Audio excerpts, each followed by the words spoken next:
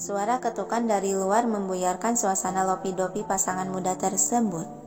Anissa mengangkat kepala melirik ke arah pintu. "Egi, apa kamu mengunci pintunya?"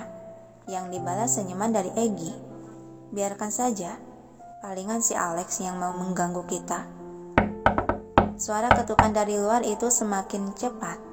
"Tidak boleh begitu, Egi." Anissa melepaskan pelukan dan sedikit mendorong dada si Egi sehingga menciptakan jarak antar tubuh mereka. "Cepat bukain, takutnya ada penting loh." "Tapi sayang, bukain Egi, apa aku saja yang kesana?" Hembusan napas pelan Egi mengalah. Sejenak dia memberikan kecupan kilas di bibir sang istri lalu berjalan menghampiri pintu yang terus diketuk itu. "Sialan, berisik sekali si Alex," sebal Egi sembari memutar kunci. Dan dia membuka pintu yang langsung berhadapan dengan orang pembuat rusuh itu. "Bukain pintu aja lama banget sih lo. Lagian apa sih pakai acara dikunci segala? Ini tuh rumah sakit, woi, bukan habitat lo." Geru Tuan Raihan yang malah mendapati tatapan kekesalan dari si Egi. "Mau apa lo kemari?" tanya Egi terlihat jelas dia tak menyambut hangat tamu tersebut. "Ya mau apa lagi orang ke rumah sakit, bego?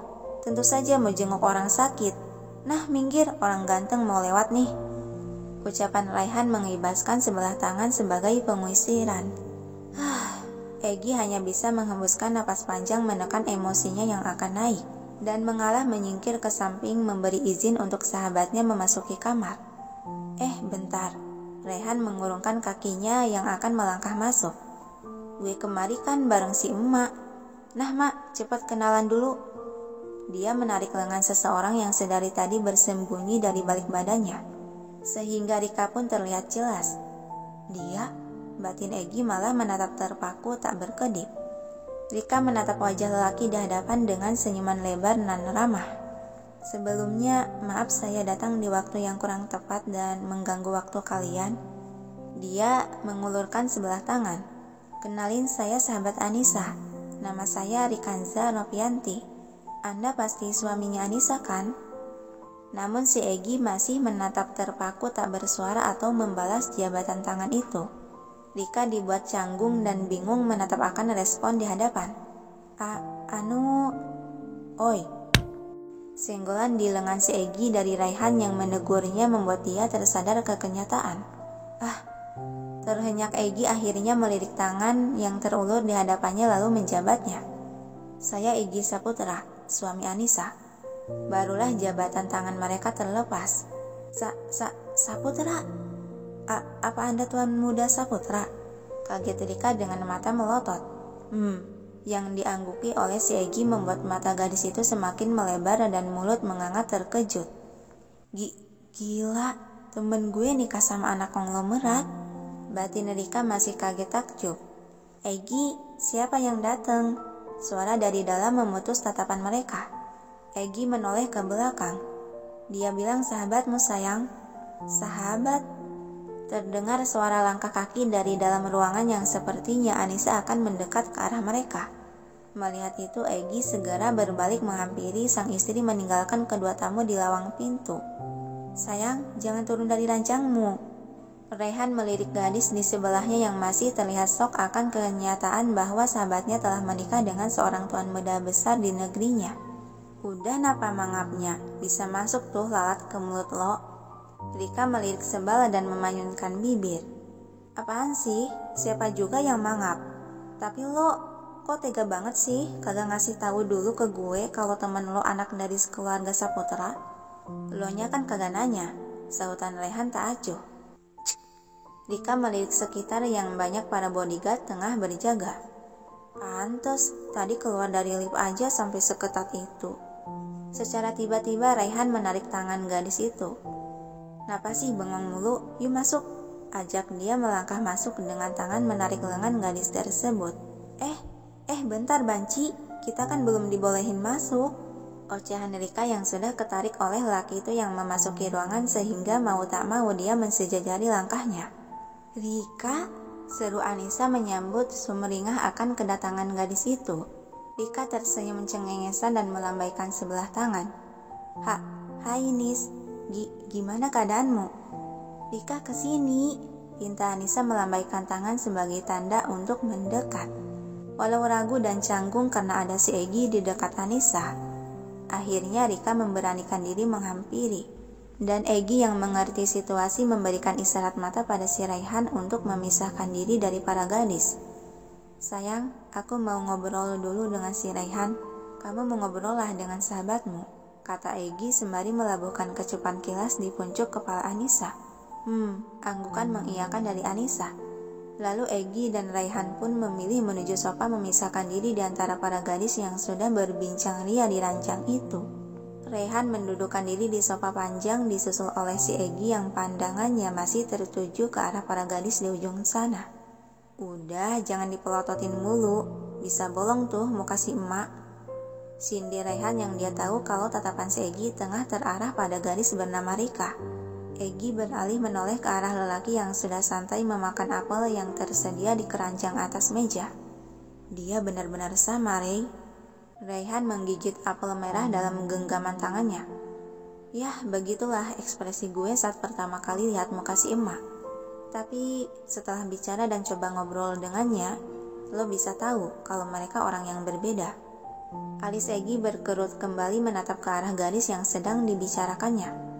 Jika si Alex bertemu dengannya, bagaimana reaksi dia? Raihan menelan bulat kunyahan makanan di dalam mulut dan menatap dalam diam sejenak. Sebaiknya mereka jangan dipertemukan. Gumam dia pelan masih terdengar jelas. Membuat si Egi menoleh dengan alis terangkat sebelah menatap tanya. Kenapa? Lo kan tahu si Alex sampai tinggal di keluarga gue karena Gue kagak bisa ngebiarin si emak ketemu sama dia. Tegas Raihan dengan sorot mata tersirat keseriusan membuat si Egi yang menatapnya semakin mengerutkan alis. Lo, jangan bilang lo terhadap dia. Sebuah ketukan dari pintu menghentikan ucapan si Egi. Seketika semua orang menoleh ke arah pintu. Apa itu si Alex? Gelisah dan panik Raihan terdengar jelas dari kalimatnya. Egi, itu pasti peramu saja yang mau mengantarkan camilan. Suara Anissa membuat si Raihan menghembuskan napas lega. Ingat Ray, kecemasan lo bakal hilang. Karena dia ada di gedung ini. Egi beranjak berdiri menuju pintu. Raihan dibuat terlongo menatap punggung lelaki yang sudah berjalan itu. Sialan, umpatnya lalu melirik ke arah gadis yang ada di ujung sana.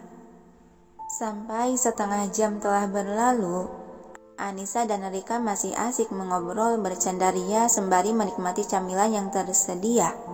Sedangkan kedua pria itu tampak senang mengamati menjadi pengawas kedua gadis tersebut dari jarak tertentu. Nis, kamu ingat gak kafe macan betina yang pernah kita kunjungi? Tanya Rika yang seketika Anissa dibuat tertegun sejenak. Dia mengangguk mengiyakan. Iya, aku ingat. Kenapa emang? Di sana kan awal aku kenal si Banci. Dan asal kamu tahu, udah 2 bulan ini aku kerja part-time loh di sana. Jadi pengisi acara gitu. Senyuman terurai di bibir Anissa. Wah, pantesan aku lihat kalian jadi lumayan akrab ya. Rika tersenyum cengengesan. Bisa dibilang akrab gak akrab sih. Soalnya kebanyakan berantemnya. Mak, panggilan Raihan yang tengah berjalan menghampiri mereka berdua. Seketika Rika dan Anissa menoleh ke arah lelaki tersebut. Secara tiba-tiba Raihan menarik dan menggenggam tangan si Rika. Kita pulang sekarang, lo kan harus manggung siang ini.